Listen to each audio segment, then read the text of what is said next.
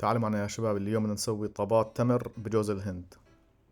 يلا، تمسك تمر متجول، يعني تمر كويس من المناطق الغير مقاطعة. أكيد يعني هاي مش ضروري أحكي لكم إياها، أكيد عارفينها 100% أنتم. وبتاخذوا كل هذول التمرات، إحنا حطينا تقريبا 40 حبة. ليش 40 بتسألوني؟ ما بعرف، هذا هو الرقم. بعدين بتحط لك شوية زبدة جوز الهند هاي، او زيت جوز الهند، هو اصلا شكله زي الزبده بصير. هلا بس على نار كتير واطيه، بس بتحركه مشان هلا لما تصير تبلش تحطه بهذا البلندر. هاي تشوف البلندر هاي بصيرش نحطه بالكبيره، لازم تجيب بتاعت اليدويه، عرفت هاي؟ يعني استغفر الله، يعني كيف ممكن نستعمل بلندر واحدة لكل اشي؟ لا لا، كل اشي له بلندره.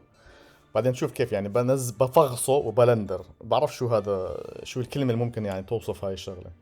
بعدين نرد بزت عليه كمان جوز الهند المبشور هاي المرة، وبلش خلط فيه يعني لحتى يصير جوز الهند والعجوة داخلين ببعض بطريقة ممتاز. بس تزهق وتتعب، شوف تعبت هلا هون خلص، زهقت من الموضوع. ترش عليه نقطة حب هيل مطحون. طبعا انا لو بعرف انه هذا فيه حب هيل ما بقرب عليه، بس هي بتحبه وانا ما باكل منه، فيعني ما في اشكالية. بتفرده كلياته، يعني ما بعرفش قديش بضله، تقريبا سنتي ولا اشي هيك، بتقسمه.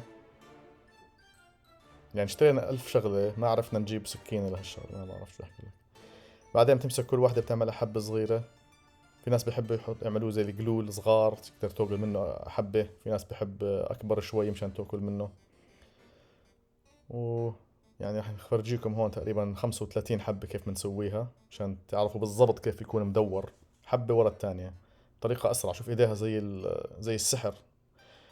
بعدين بتنزله، بتحط عليه جوز الهند آخر إشي هيك مبروش، بس مشان يكون منظره لائق بالطعم اللي راح يطلع منه. ضلك تسوي هيك وحبة حبة، وذاتس ات. صحتين يا شباب.